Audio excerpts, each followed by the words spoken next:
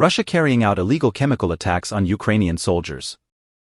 Russian troops are carrying out a systematic campaign of illegal chemical attacks against Ukrainian soldiers, according to a Telegraph investigation. The Telegraph spoke to a number of Ukrainian soldiers deployed in positions across the front line who detailed how their positions have been coming under near-daily attacks from small drones, mainly dropping tear gas but also other chemicals. The use of such gas, which is known as CS and commonly used by riot police, is banned during wartime under the Chemical Weapons Convention. Iyer, the commander of a Ukrainian reconnaissance team who is deployed near the front-line city of Chasiv in Donetsk Oblast, told the Telegraph, "Nearly every position in our area of the front was getting 1 or 2 gas grenades dropped on them a day." He said that because of how embedded many Ukrainian troops are now, it was difficult for the Russians to attack with conventional artillery or drones firing missiles, adding, "The only way for them to successfully attack us was with gas." Even when not lethal or immediately incapacitating, these gas attacks usually cause panic. "Their first instinct is to get out," Iyer said. They can then be attacked with more conventional weapons. 2 other Ukrainian soldiers, deployed on opposite ends of the front line, spoke of similar experiences. Mikhail, the commander of an infantry unit deployed in Robotny, in Zaporizhia Oblast, where a Russian offensive is currently underway, said, "Gas masks saved more than one of our lives." He said his soldiers were now required to carry their masks with them at all times.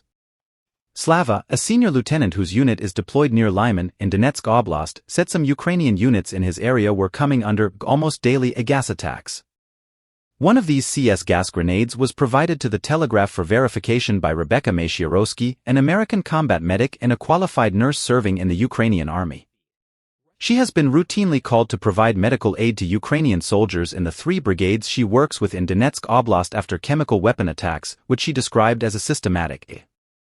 The grenade was originally retrieved by soldiers in the 53rd Mechanized Brigade, one of the brigades with which she works. "My guys retrieved it whilst under fire because nobody believed they were being attacked with chemical weapons," she said. Mark Michael Blum, a chemical weapons expert and former head of the Organization for the Prohibition of Chemical Weapons Laboratory, confirmed the recovered munition was AK-51 gas grenade, which are typically filled with tear gas. Other types of chemical gas have also been reported, although the reports could not be independently verified by the Telegraph. Ms. Maciarowski said that she attended one incident last year caused by what she suspected was hydrogen cyanide, a deadly, colorless gas used as a chemical weapon by the West in the First World War. A Russian drone dropped 2 munitions containing an unknown gas that had a crushed almond aroma on soldiers in Donetsk Oblast, she said. 2 people were killed and 12 required hospital treatment. In an interview with Le Monde in January, Yuri Belousov, the head of investigations for Ukraine's prosecutor general, referred to one of the deaths as being caused by an unknown gas. There have also been reports of the use of chlorine and chloropicrin, a substance typically used as a pesticide that was deployed by the Germans as a chemical weapon in the First World War. Officially, the Ukrainian military has claimed that 626 gas attacks have been carried out by Russian forces since the start of the full-scale invasion. But Ms. Maciarowski believes this is almost certainly a gross underestimate, saying, "Sadly, as it stands right now, the causes of deaths of many Ukrainian soldiers are not properly investigated. There are just so many of them. The attacks have become such a feature of Moscow's tactics that Ukrainian soldiers now have specific training to deal with them." One training document supplied to the Telegraph detailed a Russian attack on Ukrainian positions close to the city of Bakhmut, in eastern Ukraine, late last year. Russian drones dropped 3 chemical grenades, believed to have been filled with CS gas, directly into their dug-in positions. As the soldiers attempted to flee, they were attacked with shells and drones dropping conventional grenades. The training manual tells soldiers to stay where they are and suffer through the first few minutes of tear gas exposure instead of fleeing their fighting positions. After the first few minutes of exposure, the document says, the effect of the gas weakens. Compounding the problem is the fact that protective equipment provided is not always provided to Ukrainian soldiers and, when it is often of poor quality. We have gas masks, but in almost all cases they're very old, ex-Soviet models, and they're not very effective, said Iyer. Some even have filters that contain asbestos.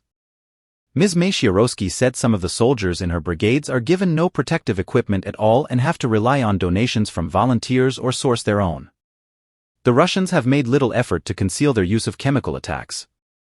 The Black Sea Fleet's 810th Naval Infantry Brigade boasted about the deployment of chemical weapons in a post on Telegram in December, posting a video of what it claimed were K-51 gas grenades being dropped on Ukrainian positions. Thanks to the head of the Radiation, Chemical and Biological Defense Troops for the weapons provided and their timely delivery, the caption read. Similarly, a news report aired on the Russian state television station Channel 1 in May 2023 contained explicit discussion of the issue. One Russian soldier said, "The enemy decided that using gas masks would help. The gas masks don't help. Zelensky warned son missile shortage." Ukraine could run out of air defense missiles if Russia keeps up its intense long-range bombing campaign, President Volodymyr Zelensky warned in remarks aired on Saturday. The Ukrainian leader's starkest warning to date of the deteriorating situation faced by his country's air defenses follows weeks of Russian strikes on the energy system, towns and cities using a broad arsenal of missiles and drones. "If they keep hitting Ukraine every day the way they have for the last month, we might run out of missiles, and the partners know it," he said in an interview that aired on Ukrainian television. Mr. Zelensky, who has been appealing to allies for weeks to rush in more air defenses, said that Ukraine had enough stockpiles to cope for the moment, but that it was already having to make difficult choices about what to protect. He singled out in particular the need for Patriot air defense systems and said Ukraine needed 25 of them. The sophisticated U.S. air defense system has been vital during Russian attacks with ballistic and hypersonic missiles which can hit targets within a matter of minutes.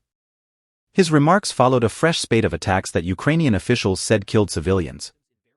2 Russian missile and drone strikes, one in the early hours of Saturday and a second in the afternoon, killed 8 people and wounded at least 10 more people in northeastern Kharkiv, Ukraine's second-largest city. In the eastern region of Donetsk, artillery shelling killed 4 people in the village of Kurakivka, including a 38-year-old woman and her 16-year-old daughter, and a 25-year-old man in the village of Krasnohorivka was killed, while in Odessa in the south, a missile strike killed 1 civilian. Ukraine's largest private power company DTK says the strikes had hit 80% of its generating capacity and the grid has introduced rolling blackouts to stabilize the system. The battlefield momentum has moved against Ukraine in recent months as Kyiv grappled with a slowdown in military assistance from the West and in particular from the United States. Mr. Zelensky said he still believed that a major aid package would be approved by Congress where it has been stuck in deliberations since late last year facing determined Republican opposition. "I still believe that we can get a positive vote in the United States Congress," he said. It was not clear exactly which day the interview was recorded, but Mr. Zelensky met a bipartisan group of members of Congress in the region on Friday.